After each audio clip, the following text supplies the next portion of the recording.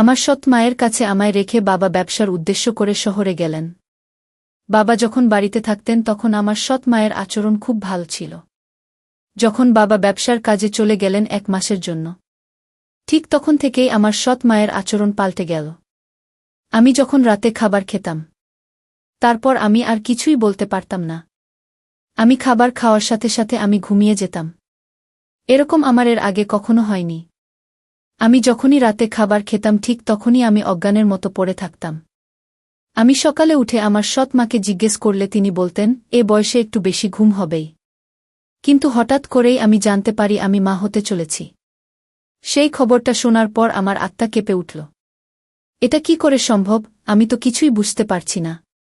কিন্তু আমি যখন জানলাম আমি কিভাবে মা হতে চলেছি, আর সেটা আমি কোনোভাবেই মেনে নিতে পারছিলাম না। তাহলে আসল ঘটনাটি বলি। আমি যে জায়গায় থাকতাম ওখানে কোনো পুরুষ থাকত না, আর না আমার কোনো আত্মীয় স্বজন থাকত। তারপরেও একদিন আমি জানতে পারলাম যে আমি মা হতে চলেছি। এটা শুনে আমার দম বন্ধ হয়ে আসছিল। কিন্তু আমি বুঝতে পারলাম না যে এটা কি করে সম্ভব হলো। কিন্তু আমি কিভাবে মা হলাম সেটা জানার জন্য আমি ব্যাকুল হয়ে উঠি। আমার নাম ঝুমা। আমি আমার নামের মতোই সরল ছিলাম। কিন্তু আমার এই সরলতার অস্তিত্বের জন্য আমি অনেক বড় শাস্তি পেয়েছিলাম। সমস্যায় ভরে উঠল আমার জীবন। আর আমি বুঝতেও পারিনি। আমি বোকা ছিলাম যার উপর দিনরাত অত্যাচার হতো, কিন্তু সেটা আন্দাজও করতে পারেনি। আমি যখন 12 বছর বয়সী ছিলাম, আমার মায়ের একটা অদ্ভুত রোগ হয়। হঠাৎ করেই তার অর্ধেক শরীর কাজ করা ছেড়ে দিয়েছিল। মা দেখতে দেখতেই হঠাৎ বিছানায় পড়ে গেল। এরকম অবস্থায় আমাদের সাহায্য করার জন্য আমার মায়ের সৎ বোন রাজি হয়েছিল। সেই মায়ের খেয়াল রাখত আর ঘর সামলে রাখত। আমার বাবার শহরের ধনী ব্যক্তিদের একজন ছিলেন, কিন্তু তিনি তার প্রচুর অর্থ খরচ করেও আমার মায়ের চিকিৎসা করে তাকে সুস্থ করতে পারেননি।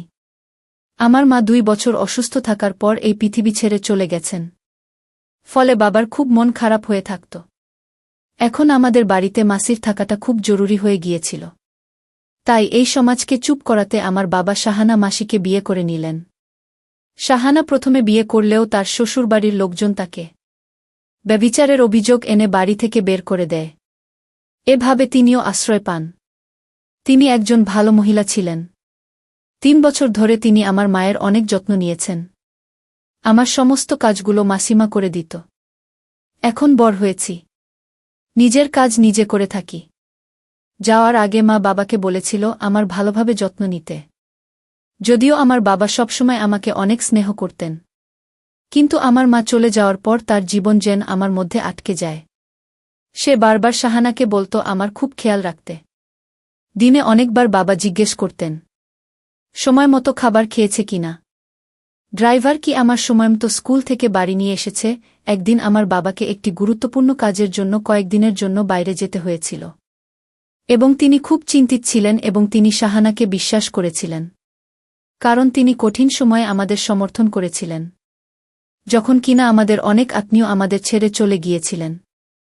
বাবা সহজভাবে একদিন বললেন, আমার মেয়ে আমার সবকিছু। আমি যা আয় করছি সবই আমার মেয়ের। আমি আর কাজকর্ম করতে চাই না। আমি এই শেষ কাজটা করতে যাচ্ছি। এই কাজটি আমাকে এত সম্পদ দেবে যে আমি সারা জীবন বসে বসে খেতে পারব। তারপর আমি আমার সমস্ত সম্পদ আমার মেয়েকে দেব এবং তার বিয়ে দিয়ে দেব। আমার জামাই আমার সাথে থাকবে। আমি শুধু আমার স্ত্রীর স্মৃতিতে আমার শেষ জীবন কাটাতে চাই। আমি তোমাকে আশ্রয় দিয়েছি। এটা তোমার বাড়ি, তোমার কোনো কিছুরই অভাব হবে না। শাহানা আমার বাবাকে বল, কি বলছো তুমি? আমি অনেক ভাগ্যবান যে তুমি আমাকে তোমার বউ মেনে নিয়েছ। আমিও সারা জীবন ঝুমার মা হয়েই কাটাতে চাই। আমি তার মাকে কথা দিয়েছিলাম যে আমি সব সময় তার যত্ন নেব। তিনি আমার আসল বোন ছিলেন না, তবে তিনি বোনের চেয়েও বেশি ছিলেন।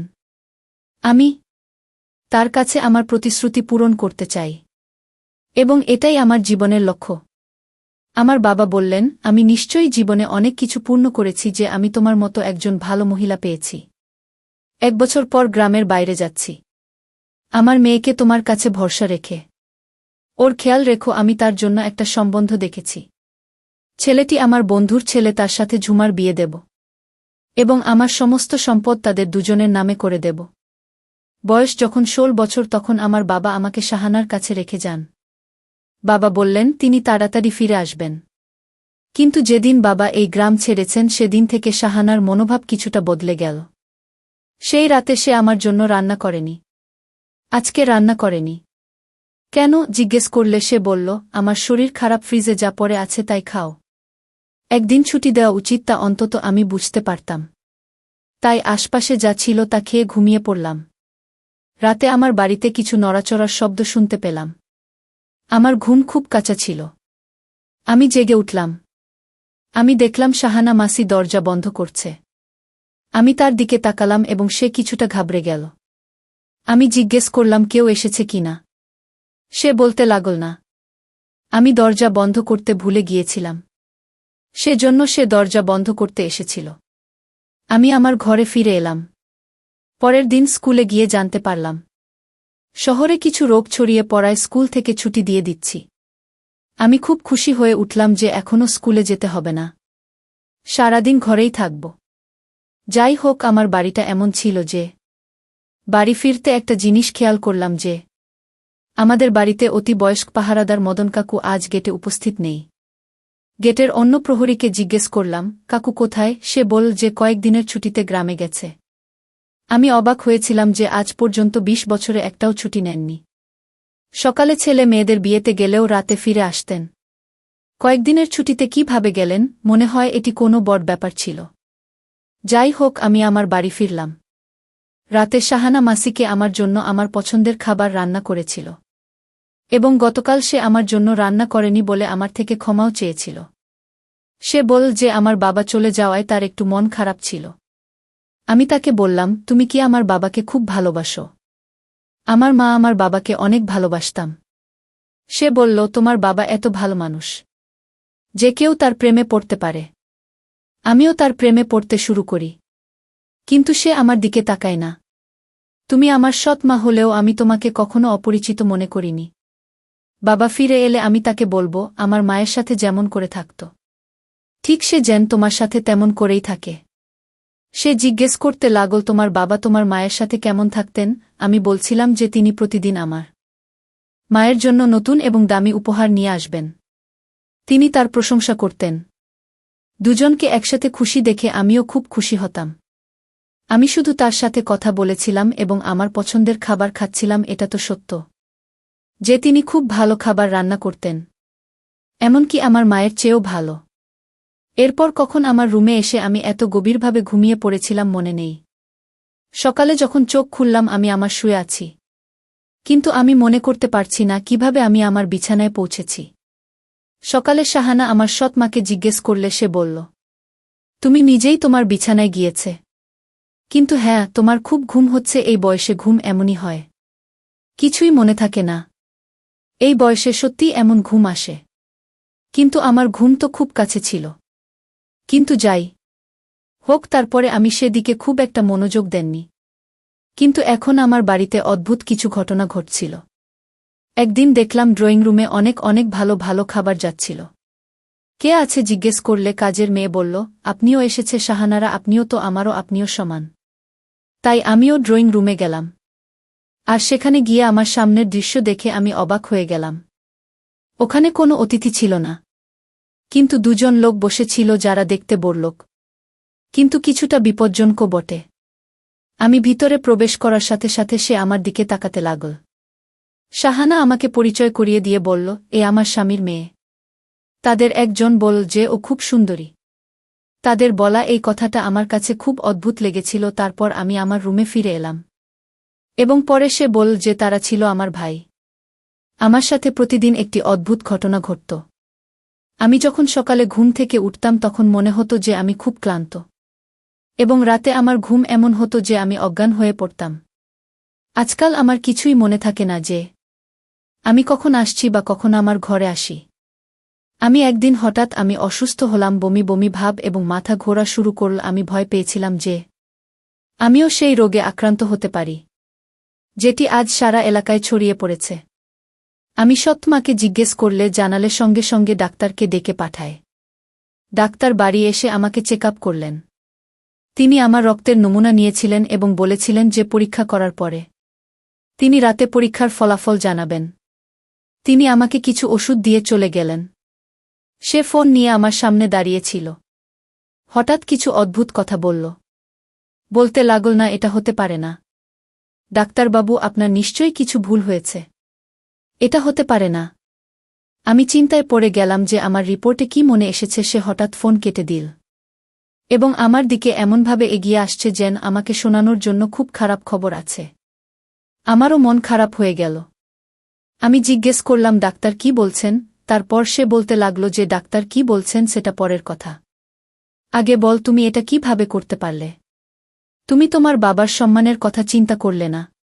তুমি কিভাবে করতে পারলে এটা? এখন সে ফিরে এলে আমি কি জবাব দেব? আন্টি কিসের কথা বলছে? আমি কি করেছি কিছুই বুঝতে পারছি না। ডাক্তার তোমাকে কি বলেছে? আর তুমি আমার সাথে এভাবে কথা বলছো কেন? আমি তো কিছুই করিনি। ডাক্তার বলেছে তুমি মা হতে চলেছেন। তার এটুকু বলায় আমার মাথায় মনে হলো আকাশ ভেঙে পড়ল। আমি হতবাক ছিলাম। এটা কিভাবে হতে পারে? আমি জানতাম না আমার কি হয়েছে। আমি এমন কোনো পাপ করিনি। আমি চিৎকার করে কাঁদতে লাগলাম যে এটা মিথ্যা, ডাক্তারের কিছু ভুল হয়েছে। শাহানা বলেন, ডাক্তারের সঙ্গে হয়তো কিছু ভুল বোঝাবুঝি হয়েছে। সেই জন্য কালকে আমরা অন্য ডাক্তারের কাছে যাব। হঠাৎ তার মনোভাব বদলে গেল। পরের দিন আমাকে অন্য এক ডাক্তারের কাছে নিয়ে যাওয়া হল। তিনিও বললেন, আমি মা হতে যাচ্ছি, কিন্তু আমি এমন কোনো ভুল করিনি। তাহলে আমার কি হল? আমি পুরোপুরি বিচলিত হয়ে পড়লাম। দিন রাত কাটতে লাগলাম। আমরা ডাক্তারকে বলেছিলাম যে আপনি কি এর কোনো সমাধান করতে পারবেন? আমাকে ঘরে ফিরিয়ে নিয়ে সে বলল, তোমার বাবা আমার ভরসায় তোমাকে দিয়ে দিয়েছিলেন। এখন আমি তাকে কি জবাব দেব? আর একটা ঝামেলা হলো, সে দিনই যখন বাবা ফোন করে বললেন, আমি তাড়াতাড়ি আমার কাজকর্ম শেষ করে নিয়েছি। তাই আমি এই সপ্তাহে ফিরছি। ডাক্তার মতে আমার দ্বিতীয় মা চলছিল এবং আমার বাবা আসার সময় এটি 3 মাস হবে। বাবা ফিরে আসল। আর আমরা দুজনেই খুব চিন্তিত হয়ে পড়লাম। এখন তাকে কিভাবে বলল? বাবা আমার সাথে দেখা করে খুব খুশি হলেন। তিনি আমাদের সাথে বসে খাবার খেলেন এবং শাহনামা সিরাতে তার সাথে কথা বলতে শুরু করল। আমি আমার রুমে বসে ভাবছিলাম এখন কি হবে। এমন সময় হঠাৎ আমার রুমে বাবার চিৎকারের শব্দ আসতে লাগল। আমি তো যেন গান হারিয়ে ফেলব। মনে হচ্ছিল বাবা আমার রুমে এসে কথা বলতে লাগলেন। জিজ্ঞেস করতে লাগলেন, এসব কি? এসব আমার ওই একই কথা। আমি কিছু করিনি। আমি কিছুই করিনি, কিন্তু আমার বাবাকে কথা শোনাতে ছিল। এই প্রথম বাবাকে আমার উপর এত রাগ আমি তো দেখলাম। তিনি প্রথমে তো রেগে গেলেন। এমনকি তিনি আমাকে চড়ও মারেন। আমি তোমার জীবন নিয়ে আর চিন্তা করি না। যা ঘটে ঘটুক, এখন আমরা এই সন্তান থেকে মুক্তি পাব। যেখানে আমি বস, এখানে তোমার বিয়ে হবে। বাবা আমার কথা শোনেননি। আমাকে কিছু বোঝানোর কোনো সুযোগও দেননি। তুমি দেখতে নিষ্পাপ, কিন্তু বাস্তবে এতটা বাজে। আজ তোমার মা ও নিশ্চয়ই কষ্ট পাচ্ছেন যে এমন মায়ের মেয়ে কেমন হয়েছে কথাটা শুনে। আমি ভেতরে ভেতরে মরে গেলাম। ভাবতে লাগলাম, এখন মরে গেলেই ভালো। এই মেয়েটার জন্য আমি কি ভেবেছিলাম। 1 পয়সাও কে দেব না, বিয়ে করে বাড়ি ছেড়ে চলে যাক। ওর মুখ দেখতে চাই না। মা বাবাকে বলতে লাগল, সব ঠিক হয়ে যাবে। আপনি রাগ করবেন না। আমরা হাসপাতালে যাচ্ছিলাম, পথে আমাদের গাড়ি খারাপ হয়ে যায়। আমার বাবা বলছিলেন যে তিনি ডাক্তারের সাথে অ্যাপয়েন্টমেন্ট নিয়েছেন এবং সময়মতো পৌঁছাতে হবে। তিনি বললেন, তুমি ওকে রিকশায় করে নিয়ে যাও। আমি গাড়ির একটা রুম ছেড়ে তারপরে আসব। আমি এ হাসপাতালের দিকে গেলাম। এখন যখন হাসপাতালের সামনে পৌঁছলাম, শাহানা সেখান থেকে হঠাৎ করে কোথায় উধাও হয়ে গেল। জানি না, হয়তো সে ভিতরে চলে গেছে। হঠাৎ কে যেন আমার মুখ বন্ধ করে দিন। এরপরে আমি অজ্ঞান হয়ে যাই। আমি যখন চোখ খুললাম তখন একটা ঘরে একটা চেয়ারে হাত বাঁধা অবস্থায় আমি বসেছিলাম। আমার সামনে একজন লোক দাঁড়িয়ে ছিল যার বয়স 25 বছর হবে। তার হাতে মোবাইল ছিল। তিনি ফোনে সে একজনকে বলেছিলেন যে আপনি যদি আপনার মেয়ের নিরাপত্তা চান তবে অমুক জায়গায় 5 লাখ টাকা নিয়ে আসুন। সে হয়তো আমার বাবাকে ডাকছিল। আমার বাবার শহরের একজন বিখ্যাত ধনী ব্যবসায়ীর মেয়ে। তাই লোকেরা জানে যে তারা তার বিনিময়ে অনেক কিছু পাবেন। বাবার সাথে কথা বলে সে আমার সামনে গিয়ে বসে তাকে খুব খুশি খুশি দেখাচ্ছিল, যেন ভাবছে সে অনেক টাকা পাবে। আমি তাকে বললাম, প্লিজ আমাকে যেতে দাও। সে বলল, আমি তোমাকে ছেড়ে দেব, শুধু মুখ বন্ধ রাখো এবং তোমার বাবা টাকা না আনা পর্যন্ত চুপচাপ বসে থাকো। আমার বাবা টাকা নিয়ে হাজির হলেন। তারপর দেখতে পেলেন আমার মা লোকটি পিছনে দাঁড়িয়ে আছে। বাবা বললেন, তুমি এখানে কেন? মা বলল, তোমার মেয়েকে যে বন্দি করেছে সে আমার বড় ভাই। আমি চাই তোমার মেয়ের সাথে আমার ভাইয়ের বিয়ে হোক। আর সমস্ত টাকা পয়সা সম্পত্তি আমার ভাইয়ের নামে হোক। আমার মায়ের আসল চেহারাটা আজ পরিষ্কার হয়ে গেল। আমার মা আরও বললেন, তোমার মেয়ে যে মা হতে চলেছে সেটা আমার ভাইয়ের। আমি তোমার মেয়েকে রাতে এমন কিছু খাওয়াতাম সাথে সাথে ঘুমিয়ে যেত, তার কোনো হুঁশ থাকত না। আর এই মুহূর্তে আমার ভাইকে তোমার মেয়ের রুমে পাঠাতাম। আর রুমে গিয়ে কি করেছিল সেটা তো তুমি বুঝতে পারছ।